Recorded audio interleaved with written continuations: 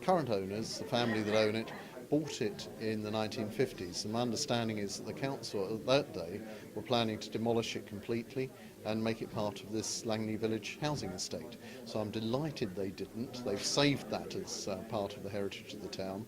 But now it needs to be saved once more because it's become a bit run down. It's in need of some tender loving care. There are so few buildings of that age around, so few buildings which are still, well, secular buildings, I suppose, although obviously the origins of the Priory was that it wasn't a fully secular building. We call it the Priory, but actually it was originally built as a grange, which is a farm unit owned by Lewis Priory. You do have, which is really exciting, some 11th or more likely 12th century building in what is now the chapel. The reason why that's so exciting is that I don't think originally that part of the building was a chapel, and so that would mean that it was secular material, a secular building from the Norman period, which are like hen's teeth. You just don't find them.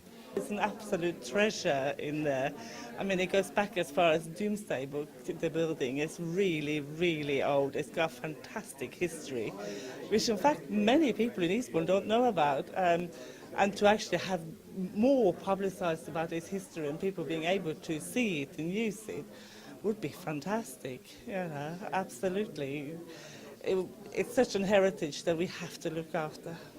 And then you've got this beautiful 14th century building which was sort of elaborated, the earlier one, and that's what we can see today largely in that chapel area.